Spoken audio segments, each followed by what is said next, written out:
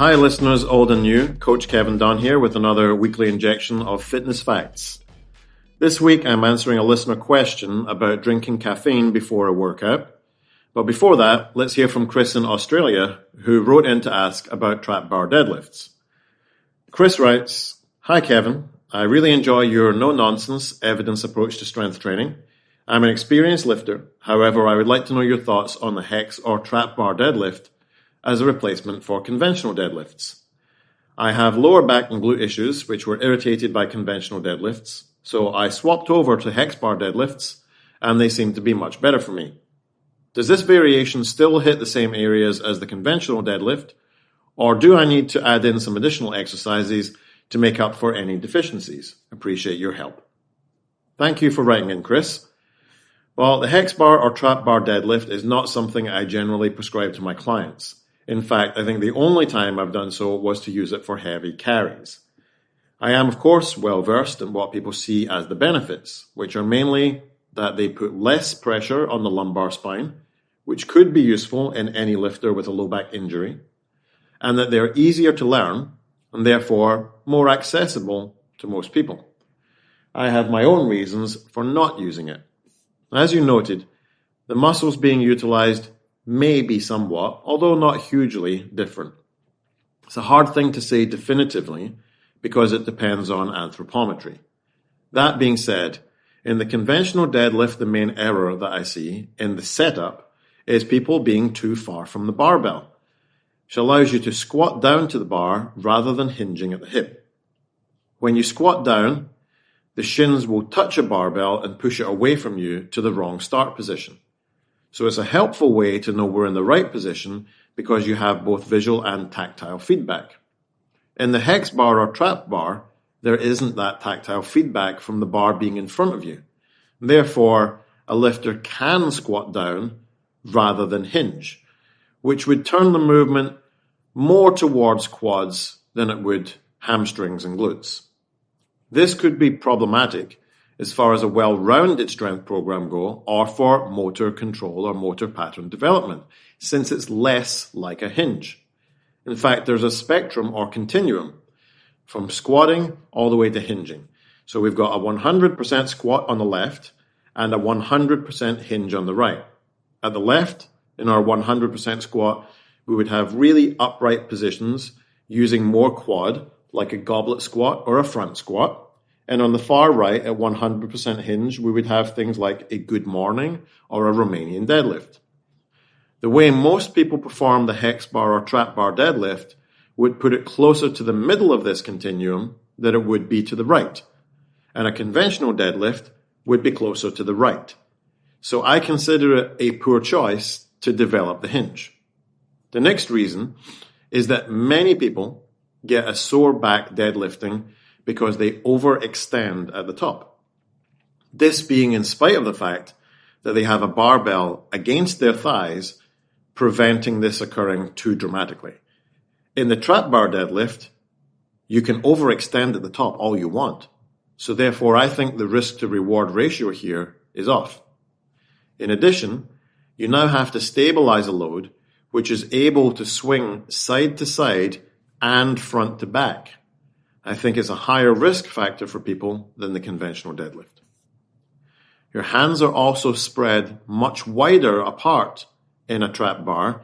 Wider hands means that your middle back muscles are more spread out, which makes it easier to round the middle back, something we don't necessarily want. The closer the hands are together, the less likely it is because the shoulder blades begin to pull together because your shoulders themselves are externally rotated.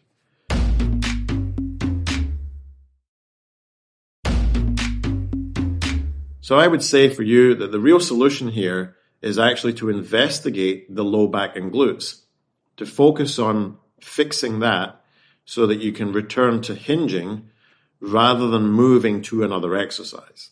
I'm a big believer in humans being able to express the primordial patterns of hinge, lunge, squat, push, pull, and core engagement. And if we can't do that, things are just going to get worse for us physically in a use it or lose it scenario. I hope that helps. Thank you for the email. Remember, if you have any questions for me, email me on getfitguy@quickanddirtytips.com, and I'll do my best to get a reply to you or answer your question on the show. Now, on to caffeine in training. Is it healthy? Do we need it? Is there an optimal time of day to consume caffeine? So, this is a tricky one because there are a few things to unpack here. But first of all, I want to dispel the idea that caffeine is a stimulant. That word is used a lot around caffeine, and it's not the truth.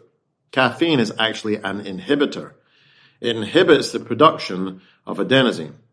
Adenosine is linked to sleep because it signals your body that it should sleep to recover when fuel, ATP, adenosine triphosphate, runs out. By blocking the adenosine receptors, caffeine inhibits drowsiness.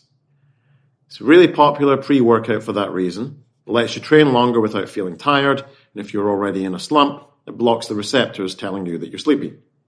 So the issue for me here isn't taking caffeine itself, but where you source the caffeine. It may come as a surprise to hear that there are actually different caffeine sources, natural and synthetic.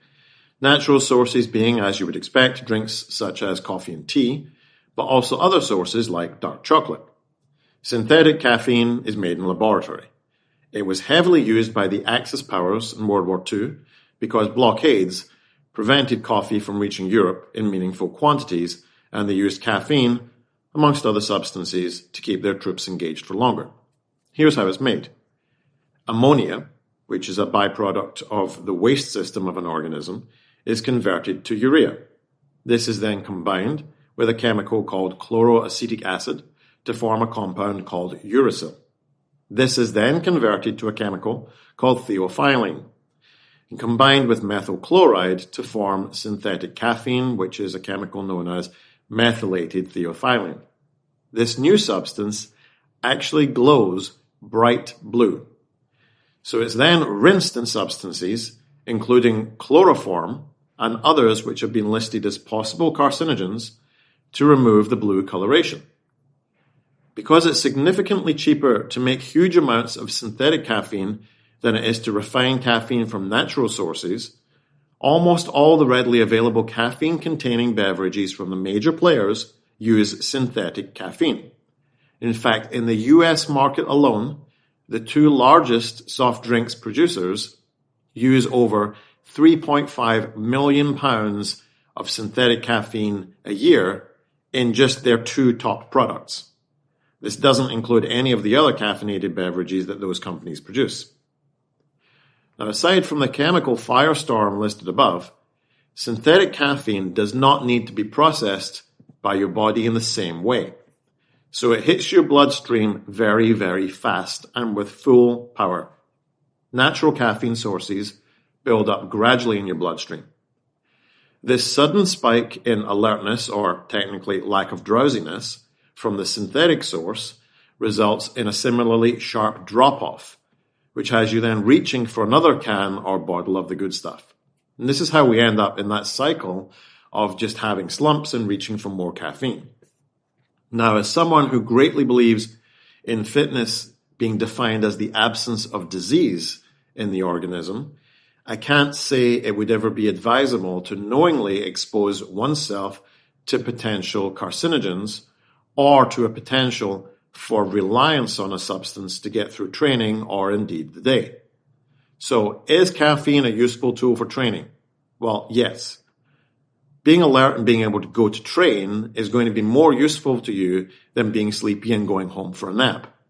But I would definitely advise everyone to look for natural caffeine sources over synthetic and be mindful of the 5-hour half-life. If you go to gym in the evening, then a caffeine jolt might not be the best because of the impact upon your sleep-wake cycle. How do you like your coffee? My go-to is a flat white. So good. Get Fit Guy is a Quick and Dirty Tips podcast. Thanks to the team at Quick and Dirty Tips, Adam Cecil, Morgan Christensen, Holly Hutchings, and Davina Tomlin. The intern is Cameron Lacey. I'm your host, Kevin Don. If you have a question for me, leave me a voicemail at 510-353-3104 or send me an email at getfitguy@quickanddirtytips.com. For more information about the show, visit quickanddirtytips.com or check out the show notes in your podcast app.